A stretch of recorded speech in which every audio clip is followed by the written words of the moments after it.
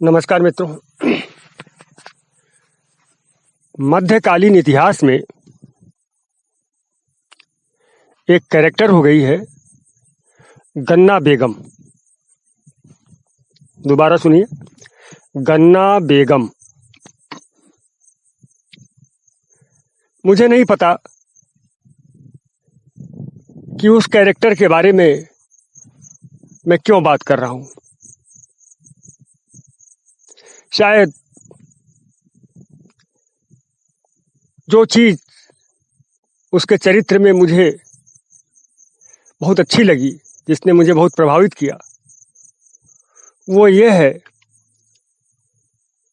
कि भारतीयता के प्रति उसका प्रेम।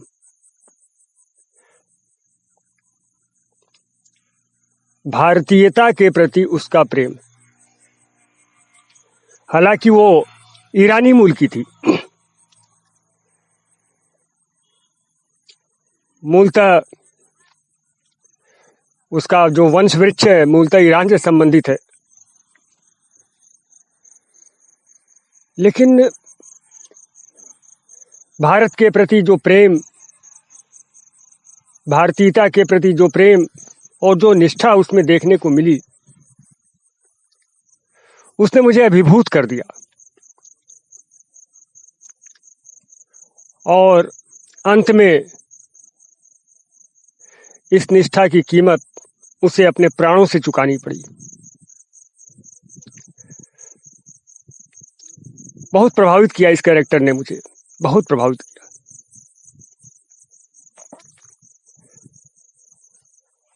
तो सुनते हैं। 17वीं शताब्दी का अंतिम चरण था। शहर का नाम है लखनऊ। यहां पर एक सरदार हुआ करता था, ईरानी सरदार अब्दुल कुली खान। ईरानी मूल का था अब्दुल कुली खान। आप जानते हैं अवध, लखनऊ जो है अवध प्रांत की राजधानी थी। और अवध के नवाबों के किस्से तो आपने सुने ही होंगे। तो नवाबों की इसी नगरी में अब्दुल कुली खान था। बड़ा ही प्रभावशाली सरदार था। उसी समय एक बड़ी ही प्रसिद्ध गायिका हुआ करती थी, उसका नाम था सुरैया। गायिका थी, नृत्यांगना थी और बला की खूबसूरत थी। अब्दुल कुली खान से उसका विवाह हो जाता है और इन दोनों के संयोग से जिस संतान का जन्म हुआ उसका नाम है गन्ना बेगम।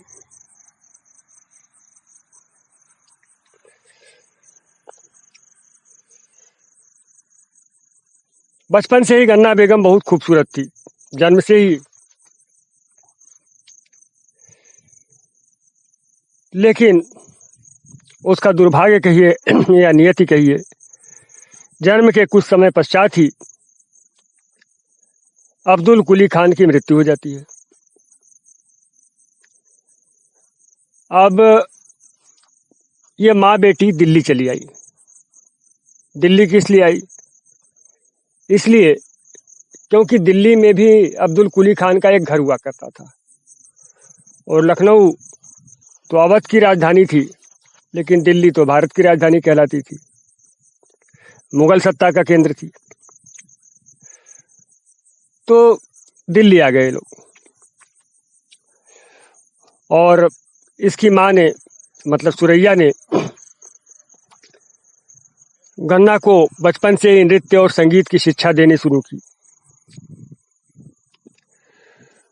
एक्चुअल में उसका नाम जो गन्ना पड़ा वो इसीलिए पड़ा, उसका गायन बहुत ही मीठा था।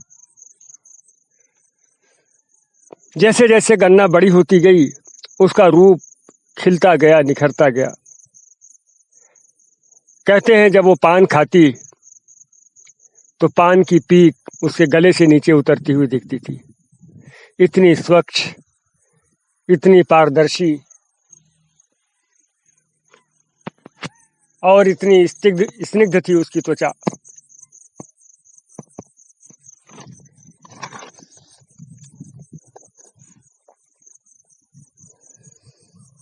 खैर, अब गन्ना बड़ी होती है, खूबसूरती के चर्चे भारत भर में फैलने लगते हैं। तमाम नवाब, सरदार, अमीर उससे विवाह करने के लिए मतवाले हो उठते हैं। होड़ सी लग जाती है गन्ना से विवाह करने की। लेकिन नियत की इच्छा संभवतः कुछ और थी। हुआ यूं कि अब्दुल कुली खान का कुछ पैसा बकाया था आगरा में किसी के यहाँ। वो पैसा निकल नहीं रहा था, तो ये माँ बेटी आगरा आ गई। एक कहते हैं ना, टेंट गाड़ के बैठ जाना कि पैसा तो निकालना है। उस समय आगरा मुगल साम्राज्य में नहीं था। एक्चुअल में क्या, जाट राज्य की स्थापना हो चुकी थी भरतपुर में। महाराजा सूरजमल वहां के राजा थे और आगरा उन्हीं के राज्य में था। सूरजमल का एक बेटा था, नाम था जवाहर सिंह। वो भी खूबसूरत था। एक बार की बात है, आगरा में गन्ना बेगम कुछ गा रही थी। उसका गायन इतना मधुर था कि जवाहर सिंह एकदम ठिठक गए और मंत्रमुग्ध होकर के सुनने लगे। अचानक गन्ना की दृष्टि जवाहर पर पड़ती है, दोनों की आंखें मिलती हैं और दोनों ही झेप जाते हैं। यह झेपना प्यार की कोपल का फूटना था। गन्ना और जवाहर की मुलाकातें होने लगती हैं। प्यार गहरा हो जाता है। जवाहर उससे कहते हैं, चलो गन्ना, साथ चलो, विवाह करके साथ रहेंगे। अब इतना टूट के चाहने वाली गन्ना कहती नहीं। जवाहर सकते में आ गया, ये क्या बात है? अगर विवाह नहीं करना है तो ये प्यार क्यों? क्या ये नाटक है? लेकिन जब गन्ना इस नहीं का कारण बताती है तो जवाहर भी मान जाता है।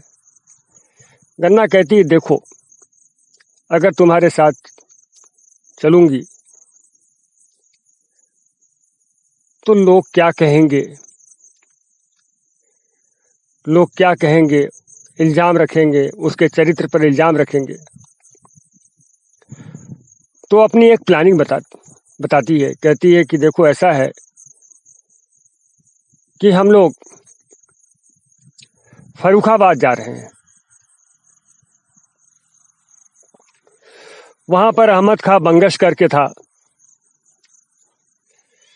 एक रूहेला सरदार। उसके पास ये लोग जा रहे थे कारवां के साथ, है ना, अपने कारवां के साथ जा रहे थे। तो बोले, देखो, फर्रुखाबाद जा रहे हैं कारवां में, तुम रास्ते में कारवां को घेर लेना और उठा करके मुझे ले जाना। फिर लोग मेरे ऊपर कोई लांछन नहीं लगाएंगे और मैं राजपूतानी बन करके तुम्हारे साथ आराम से रहूंगी। योजना जवाहर को अच्छी लगती है। योजना के अनुसार जब ये कारवां आगरा से रवाना हुआ तो जवाहर 250 घुड़सवारों के साथ कारवां को घेर लेता है और गन्ना को लेकर जाना चाहता है। इतने मोड़ है इस कहानी में, देखिए आप।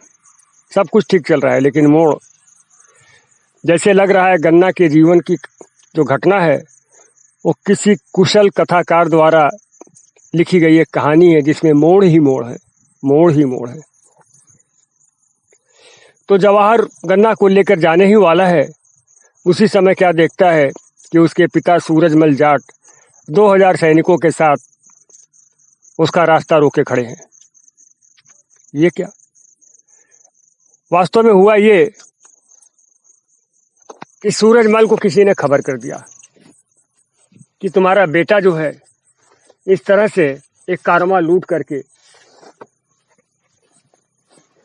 एक युवती को वहां से उठाना चाहता है। सूरजमल का दिमाग गरम, बोले ये क्या कर रहे हो, ये बटमारी हमें शोभा नहीं देती, तुम्हें जरा भी लाज नहीं है। अब जवाहर क्या कहे अपने पिता को, वो समझाने का प्रयास करता है लेकिन सूरजमल समझने को तैयार नहीं। एक छोटा सा संघर्ष होता है पिता पुत्र में, क्योंकि जवाहर को अपना प्यार चाहिए और सूरजमल कुल की मर्यादा में पड़े हुए। संघर्ष होता है पिता पुत्र में और इस संघर्ष का परिणाम यह होता है कि जवाहर को अपनी एक टांग गंवानी पड़ती है, लेकिन गन्ना को वो फिर भी नहीं ला पाता। गन्ना पहुंच जाती है अहमद शाह बंगस के पास।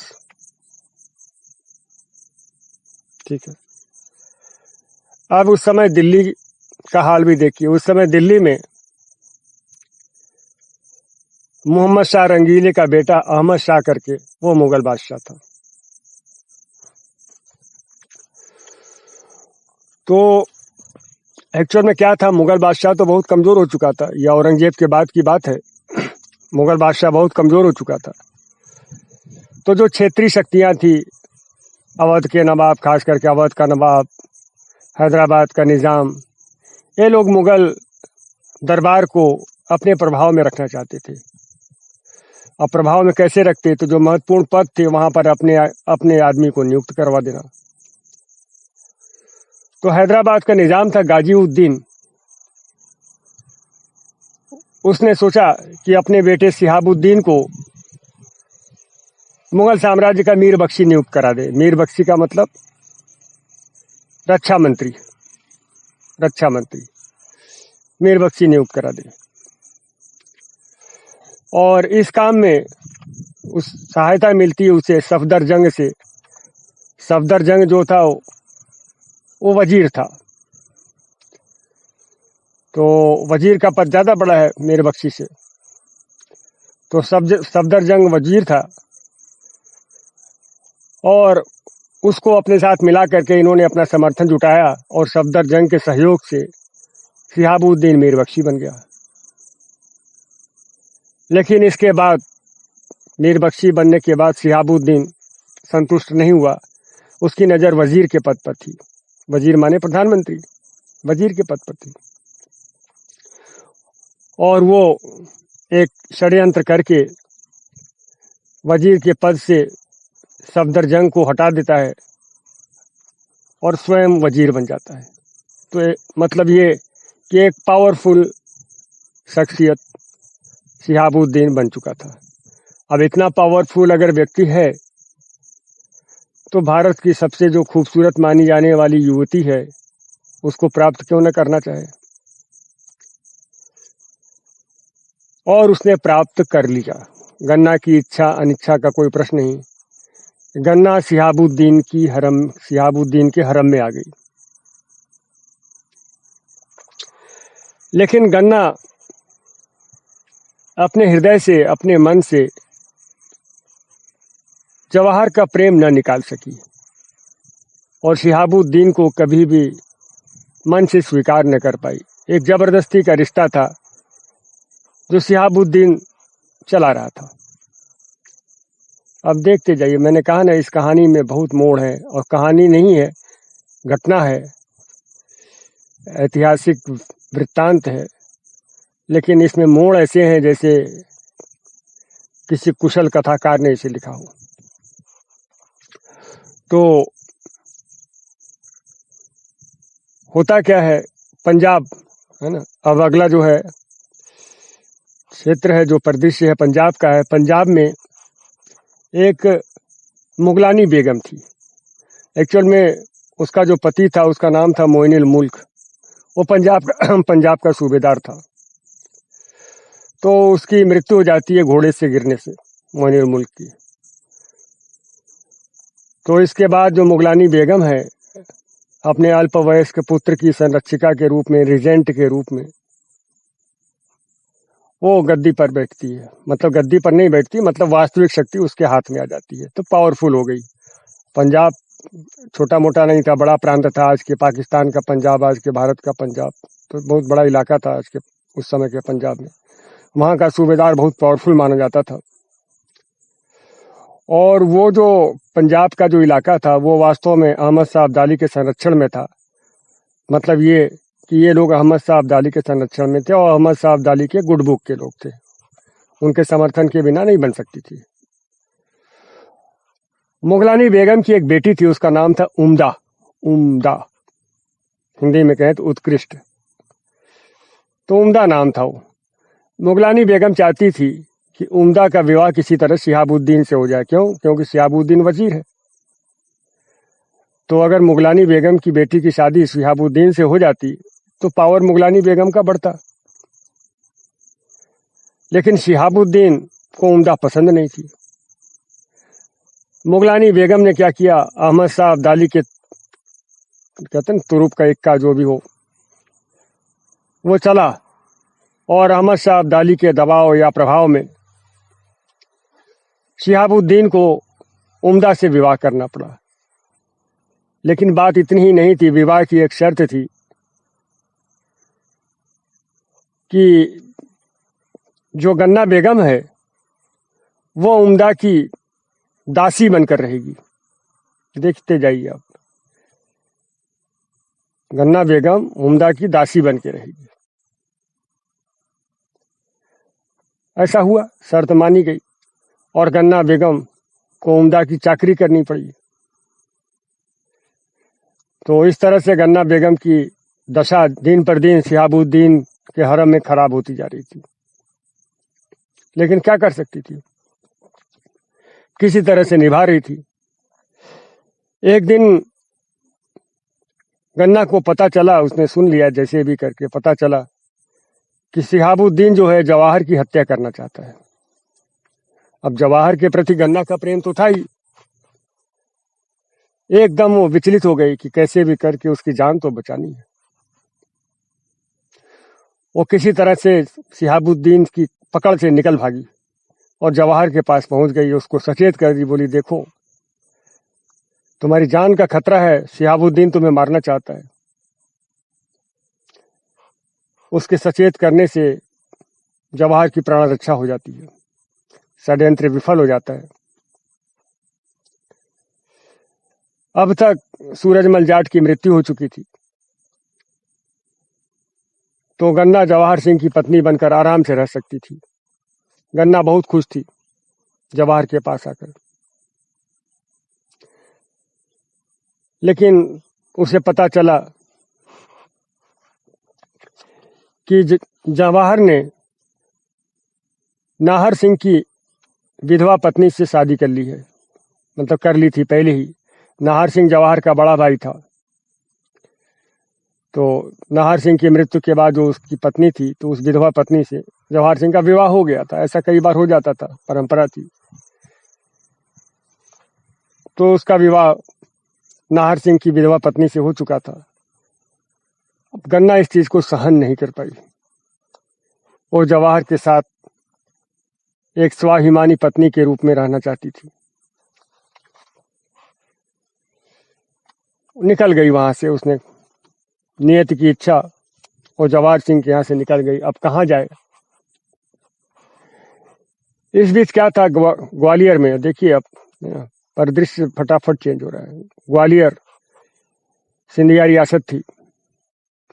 तो ग्वालियर में महादजी सिंधिया बड़े ही वीर योद्धा थे। उनके बड़े किस्से गन्ना बेगम ने सुन रखे थे। अब जवाहर से टूटा हुआ हृदय गन्ना सोची कि अब बाकी की जिंदगी महादजी के साथ व्यतीत करना है, लेकिन गन्ना बेगम के रूप में नहीं। बस वहां रहना चाहती थी वो। उसके मन में ऐसा कोई भाव नहीं था, लेकिन पता ही नहीं क्यों वो बहादुर जी के साथ रहना चाहती थी। उसने क्या किया, सिख वेश बना लिया और अपना नाम गुनी सिंह रख लिया और गुनी सिंह बन करके महादर जी के पास नौकरी मांगने के लिए पहुंच गई। गन्ना बेगम की एक विशेषता ये थी, 3 भाषाएं जानती थी, अरबी, फारसी और हिंदी। उसका ये जो ज्ञान था, भाषा ज्ञान, वो बहुत काम आया नौकरी पाने में। महादर जी ने क्या किया, उसे अपना पत्र लेखक बना लिया। पत्र लेखक कोई वैसा मामूली नहीं जो पॉलिटिकल लेटर्स लिखे जाते थे, राजनीतिक चिट्ठियां लिखी जाती थी, वो लिखने का काम गुनी सिंह करने लगा। जवाहर सिंह ने तो कोई गन्ना बेगम नहीं समझा था, उन्हें तो पता था ये कोई सरदार है ना। तो उन्होंने गुनी सिंह को अपने यहाँ नौकरी पर रख लिया और गुनी सिंह वहां पर नौकरी करने लगे, मैंने गन्ना बेगम। कोई दिक्कत नहीं, ठीक चल रहा था। एक बार की बात है, जवाहर सिंह गुनी सिंह के साथ कहीं जा रहे थे, रास्ते में कोई नदी पार करनी थी। अब उस समय इतने पुल वगैरह तो होते नहीं थे, तो नदी पार करते हुए गुनी सिंह अचानक डूबने लगा। तो महादर जी ने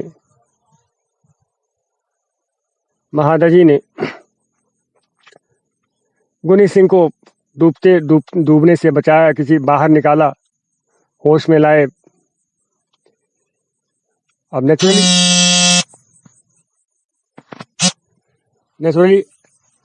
ऐसा करते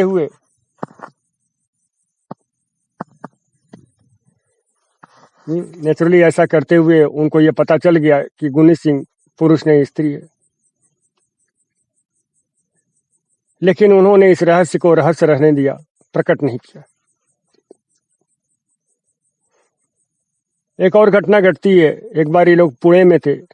पुणे में महादर जी को मारने का एक बड़ा भारी षड्यंत्र रचा गया था।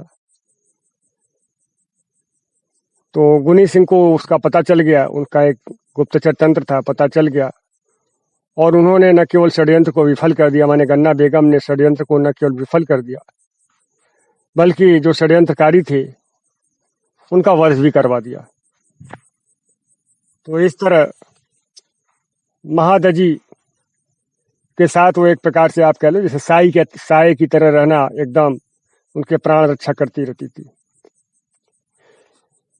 एक और विशेषता थी गन्ना बेगम की, गन्ना बेगम नृत्य और संगीत में तो प्रवीण थी, कविताएं भी अच्छी लिखती थी और महादर जी सिंधिया भी कवि थे, कविताएं लिखा करते थे। तो हुआ क्या कि पुणे की घटना के बाद महादर जी ने गुनी सिंह को गन्ना बेगम के रूप में एक्सेप्ट किया और अब गुनी सिंह महादर जी के लिए गन्ना बेगम थी, बाकी दुनिया के लिए वो गुनी सिंह थी। तो इस तरह से जो है, जब वो कविताएं लिखते थे और गन्ना गाती बहुत अच्छा थी, तो उनके कविताओं को स्वर देने लगी। वो एक बहुत ही कमाल का एक कॉम्बिनेशन बना कि ये कविताएं लिखते थे और वो उनको गाती थी। अच्छा चल रहा था। मैंने कहा ना, गन्ना के जीवन में बहुत मोड़ है। उस समय एक और चीज चल रही थी भारत में, सन्यासी आंदोलन। आप लोगों ने इतिहास में पढ़ा होगा, हिंदू सन्यासी और मुसलमानों में फकीर थे, इन दोनों का आंदोलन था। हालांकि दोनों के लक्ष्य थोड़े थोड़े भिन्न थे। सन्यासी आंदोलन अधिकतर अंग्रेजों के विरुद्ध था, लेकिन फकीर आंदोलन की एक धारा थी, वो भारत में मुगल साम्राज्य को स्थिर करना चाहती थी।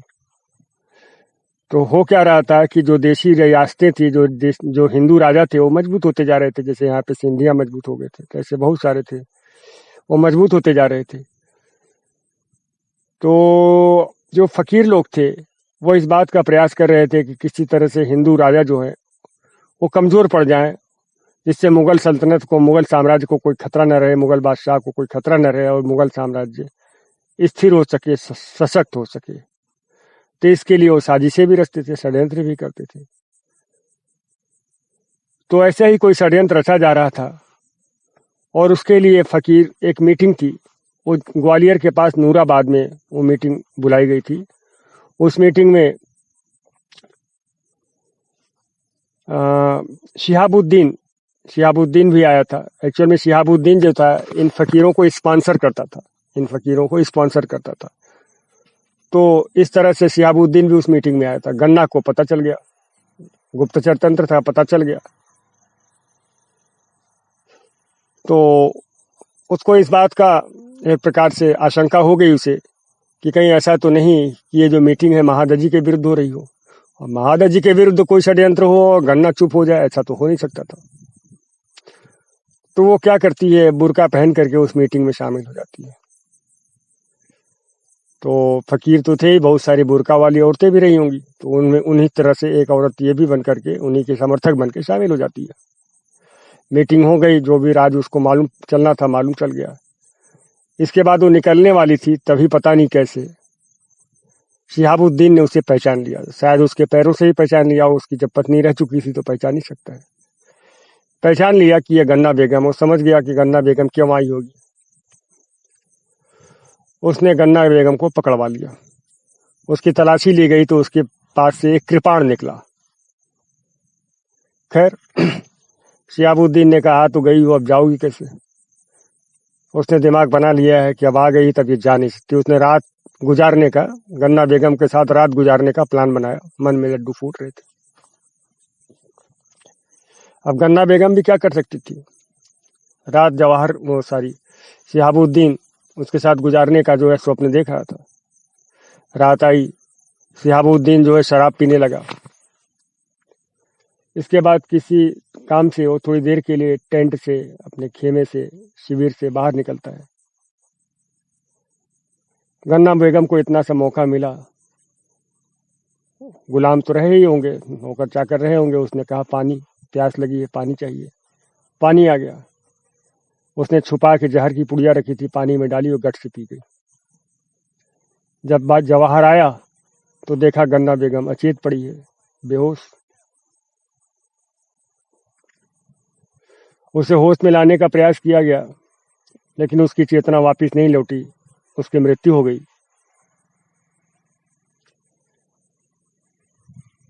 तो इस तरह से गन्ना ने महादजी के प्राण बचाते हुए और अपने स्त्रीत्व की रक्षा करते हुए अपने प्राणों की आहुति दी। उसका मकबरा वहीं नूराबाद में बना हुआ है, ग्वालियर के पास। महादजी को भी जब पता चला उसकी मृत्यु के बारे में तो एकदम वो विह्वल हो उठे और उन्होंने उस मकबरे पर लिखवाया, आह गमे गन्ना। तो ठीक है मित्रों, ये रही गन्ना बेगम की दास्तां। अब आप इसे किस रूप में समझना चाहते हैं आप देखें। ठीक है मित्रों, फिर मिलते हैं। नमस्कार।